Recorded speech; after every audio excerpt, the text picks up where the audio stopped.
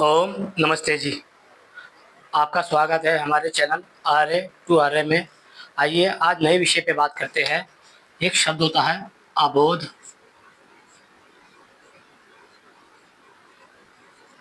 एक शब्द होता है अज्ञानी और एक शब्द होता है ज्ञानी। इन तीन शब्दों के वो मुख्य रूप से हम समझने का प्रयास करते हैं। अबोध किसे कहते हैं? अबोध उस व्यक्ति को कहा जाता है जिसके पास आज तक संसार में कोई ज्ञान नहीं पहुंचा। अर्थात एक बच्चा अबोध होता है क्योंकि उसके पास संसार की किसी भी वस्तु का कोई ज्ञान नहीं पहुंचा। ना ही उसके पास कोई शास्त्र का ज्ञान है, ना ही कोई ग्रंथों का ज्ञान है, ना ही कोई उपदेशों का ज्ञान है, ना ही कोई आचरण का ज्ञान है। जिसके पास ये ज्ञान अभी पहुंचा ही नहीं है उसे कहते हैं अबोध। अर्थात हर व्यक्ति जन्म से अबोध होता है, अर्थात वह किसी भी चीज़ का जानने वाला नहीं होता। उसको कहते हैं अबोध होना। अब हम कहें किसी व्यक्ति को कि इस व्यक्ति के पास इस चीज़ का ज्ञान नहीं है तो वह अलग चीज़ होती है। लेकिन जिसके पास कोई ज्ञान पहुंचा ही नहीं है, ना ही वह शब्दों को जानता है, ना ही वह अर्थों को जानता है, ना ही उनकी परिभाषाओं को जानता है और ना ही किसी विशेष व्यवस्था को जानता है, इसलिए उसे अबोध कहा जाता है। जब उसे धीरे धीरे इस ज्ञान के बारे में पता चलता है तो वह इस व्यवस्था में आता है। यदि मान लीजिए किसी व्यक्ति को परमात्मा का ज्ञान है, आत्मा का ज्ञान है, प्रकृति का ज्ञान है, धर्म का ज्ञान है,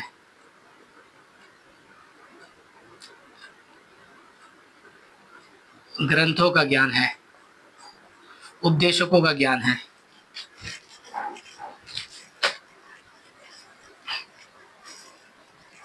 उपदेशों का ज्ञान है,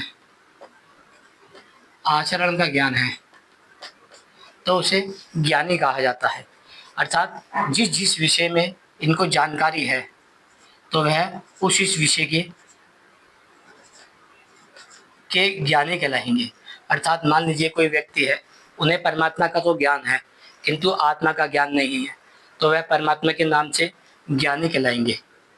यदि उन्हें आत्मा का ज्ञान नहीं है तो वह इस विषय में अज्ञानी हो जाएंगे। यदि इन्हें परमात्मा और आत्मा दोनों का ज्ञान है लेकिन प्रकृति का ज्ञान नहीं है तो यह व्यक्ति परमात्मा और आत्मा को तो ज्ञानी है लेकिन प्रकृति के बारे में नहीं जानता, इसलिए प्रकृति के विषय में अज्ञानी कहलाएगा। अर्थात मनुष्य को जिस विषय की जानकारी होती है, चाहे वह आत्मा हो, परमात्मा हो, प्रकृति हो, धर्म ग्रंथ हो, उपदेश हो या आचरण हो, जिस व्यक्ति को जिस विषय की जानकारी होती है वह उन विषयों में ज्ञानी कहलाता है। और जिन विषयों की उसे ज्ञान जानकारी नहीं होती उन विषयों में वह अज्ञानी कहलाता है। संसार में तीन प्रकार के व्यक्ति होते हैं। पहले होते हैं ज्ञानी, दूसरे होते हैं अज्ञानी, तीसरे होते हैं अबोध। ज्ञानी उन्हें कहा जाता है जिन्हें अपने विषय की जानकारी हो। मान लीजिए आप हैं, आपको खाना बनाना आता है, या आपको घर बनाना आता है, या आपको बिजली बनानी आती है, या आपको मोबाइल बनाने आता है। कुछ भी एक विषय आपका चुन लिया आपने, आप उस पर कार्य करते हैं तो आप उस विषय के लिए ज्ञानी हो जाते हैं। बाकी जो दूसरे विषय आपको नहीं आते हैं उसमें आप अज्ञानी हो जाते हैं। उसी प्रकार हर व्यक्ति के पास ज्ञान और अज्ञान दोनों प्रकार की विशेषताएं होती हैं। जब मनुष्य के पास ना ही ज्ञान है और ना ही अज्ञान पहुंचा है, ये दोनों विषय उनके पास पहुंचे ही नहीं है, अर्थात आत्मा, परमात्मा, प्रकृति, धर्म ग्रंथ, विषय, विज्ञान और विज्ञान, जब ये विषय इस अबोध व्यक्ति के पास पहुंचे ही नहीं है तो ये ना ये ज्ञानी में आता है और ये ना अज्ञानी में आता है, ये आता है अबोध में। अर्थात इसे अभी किसी चीज़ का ज्ञान नहीं है और ना ही इसके पास कोई ज्ञान आया है। इसको कहते हैं अबोध, किसी चीज़ का बोध ना होना। प्रत्येक जन्म से मनुष्य अबोध होता है। अबोध को ना ही अज्ञानी कहा जा सकता है और ना ही ज्ञानी, क्योंकि अबोध का अर्थ होता है किसी चीज़ का बोध ना होना। अभी उसे किसी चीज़ का बोध नहीं है, ना उसे ज्ञानी कहा जा सकता है और ना ही अज्ञानी। लेकिन मूलतः लोग शायद समझते हैं कि अबोध का अर्थ वह अज्ञानी से करते हैं और बोध का अर्थ वह ज्ञान से करते हैं। ये मूलतः अलग विषय है। अबोध का अर्थ होता है किसी चीज़ की जानकारी ना होना और अज्ञानी का अर्थ होता है उसे हर विषय की जानकारी ना होना। अपने विषय की जानकारी होने को ज्ञानी कहा जाता है और हर विषय की जानकारी ना होने को अज्ञानी कहा जाता है। लेकिन हम देखते हैं समाज में मूलतः अबोध व्यक्ति को ये बताया जाता है कि यह व्यक्ति सबसे बुरा है। क्यों? क्योंकि वह इस शब्द को अब तक समझ नहीं पाए। वह अबोध को अज्ञानी समझते हैं और अज्ञानी को वो अबोध कहते हैं, जबकि ऐसा कहना और सोचना बिल्कुल मिथ्या प्रचार है। संसार में जो बच्चा पैदा ही नहीं हुआ, जो बच्चे को अभी जानकारी ही नहीं है, आप उसे किस आधार पे अज्ञानी कह सकते हैं?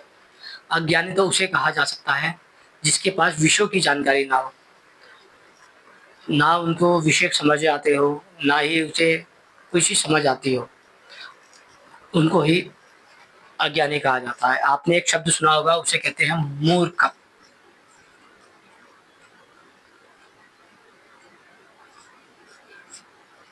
मूर्ख शब्द का अर्थ होता है, देखा जाए, जिसे आप किसी विषय को समझाने की कोशिश कर रहे हैं। यदि मान लीजिए आप किसी व्यक्ति को परमात्मा का विषय समझा रहे हैं, बार बार समझाने पर भी यदि उस विषय को वह नहीं समझ पाता है तो वह मूर्ख कहलाता है। आत्मा के विषय को बार बार समझाने पर भी उसकी समझ में ना आए तो वह मूर्ख कहलाता है। प्रकृति के विषय को बार बार समझाने पर भी समझ ना आए तो वह मूर्ख कहलाता है। उसी प्रकार धर्म, ग्रंथ, उपदेश, आचरण और विज्ञान के विषय को बार बार समझाने पर भी जिससे समझ में ना आए वह मूर्ख कहलाता है। यदि उनमें उसे इनमें से कोई एक विषय समझ आ जाता है तो वह ज्ञानी हो जाता है और यदि बाकी विषय उससे छूट जाते हैं तो वह अज्ञानी हो जाता है। आपका मुख्य विषय ये होता है कि आप उसे समझा क्या रहे हैं। आप क्या उन्हें एक साथ सारे विषय समझा रहे हैं या केवल एक विषय समझा रहे हैं?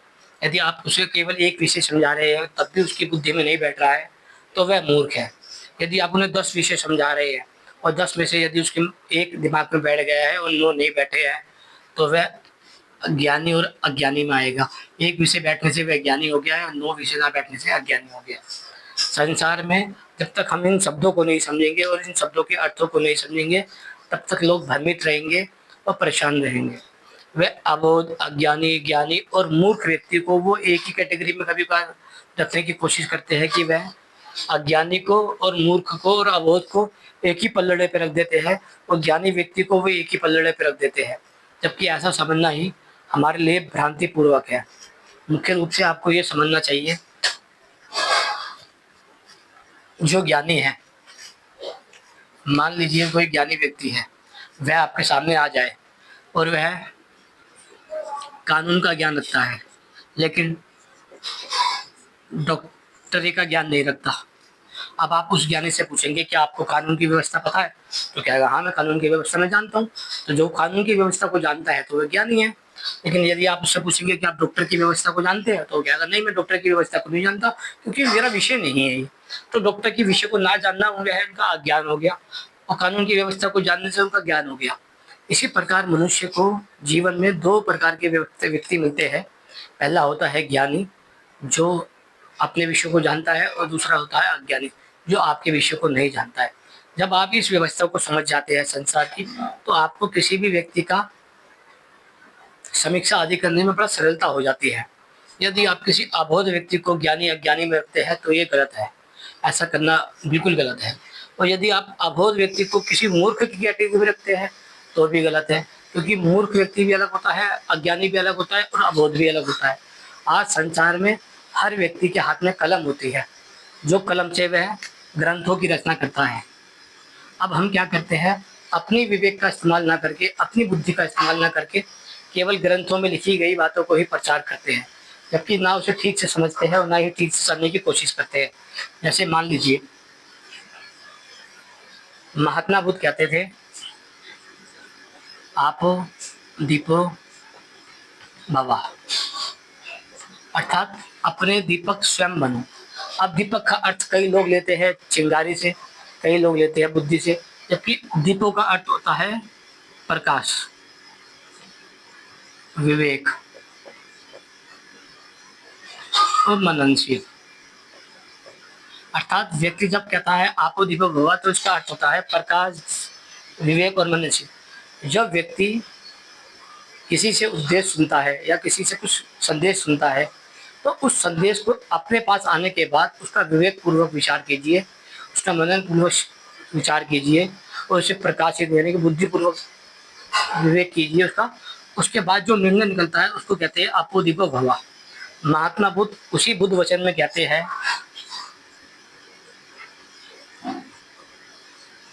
कि जो मनुष्य यानी कि अज्ञानी होते हैं, अबोध होते हैं, यदि उन्हें धर्म का उपदेश ना दिया जाए, यदि उन्हें सत्य सत्य, ज्ञान अज्ञान, धर्म अधर्म, उचित अनुचित, भक्ष्य भक्ष्य का विषय यानी कि उपदेश ना दिया जाए, तो वह व्यक्ति अबोध, अज्ञानी और ज्ञानी के अलावा केवल अधर्मी बन जाता है, जिसके कारण उसके अंदर नैतिकता का पतन हो जाता है।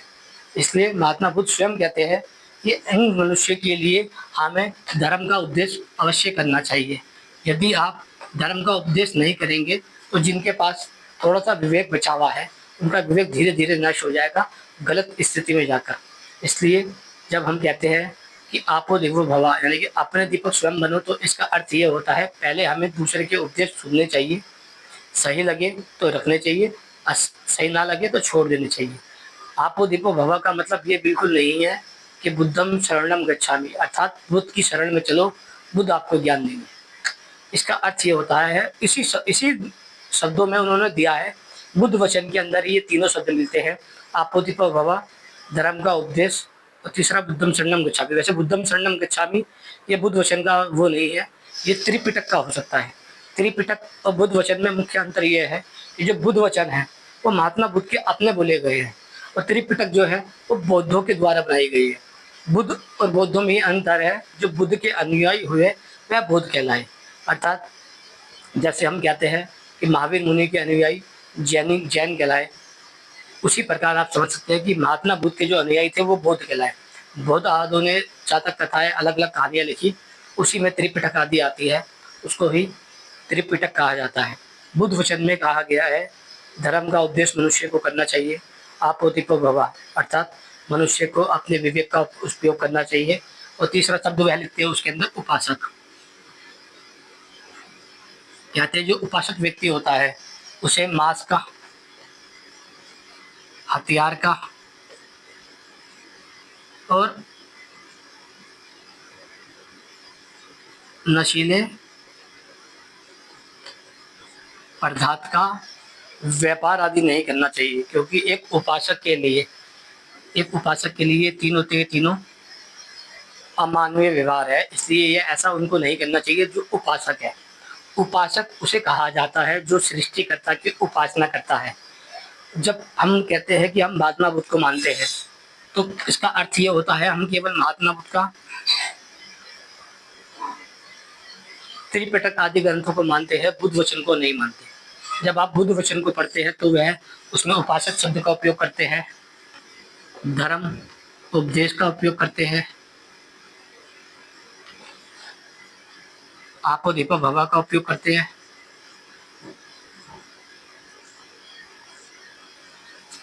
तो आपको इससे समझ आता है कि बुद्ध वचन अलग है और त्रिपिटक आदि ग्रंथ अलग है। जब वह उपासक, धर्म उपदेश और आपो दीपो भवा जैसे शब्दों का उपयोग कर रहे हैं, तो वह जरूर ही किसी न किसी विषय को जानते होंगे जिसके बारे में वह लिखते हैं। वह मुख्यतः यही है कि हमें बोध, अज्ञानी, ज्ञानी और मूर्ख, इन चारों विषयों को अलग अलग समझना चाहिए और इन चारों के अर्थों को भी अलग अलग समझना चाहिए। ऐसा नहीं है कि आप मूर्ख को अबोध कह दो, मूर्ख को अज्ञानी कह दो, मूर्ख को ज्ञानी कह दो, या अबोध को मूर्ख कह दो, अबोध को अज्ञानी कह दो, या अबोध को ज्ञानी कह दो। उसी प्रकार आप अज्ञानी को ज्ञानी नहीं कह सकते, अज्ञानी को अबोध नहीं कह सकते, अबोध को अज्ञानी को मूर्ख नहीं कह सकते। हर किसी के विषय अलग होते हैं, हर किसी के शब्द अलग होते हैं। स्वामी दयानंद सरस्वती इसीलिए कहते हैं कि सत्या प्रकाश में मनुष्य को अपनी संतानों को शब्दों का उचित ज्ञान देना चाहिए, जिससे वह ज्ञान के कारण कभी ना भटके। यदि आप उनको ज्ञान का ही सही से अर्थ ना समझाएंगे तो वह निश्चित रूप से भटक जाएंगे। इसलिए हमें इस ज्ञान को समझना चाहिए, इन शब्दों के अर्थों को समझना चाहिए और हमें इसी की जानकारी रखनी चाहिए। आज का विषय यहीं समाप्त करते हैं। आपका दिन शुभ हो। ओम नमस्ते जी। चैनल को शेयर कीजिए और सब्सक्राइब अवश्य कीजिए। नए आए तो बेल आइकन को दबा दीजिए। ओम नमस्ते।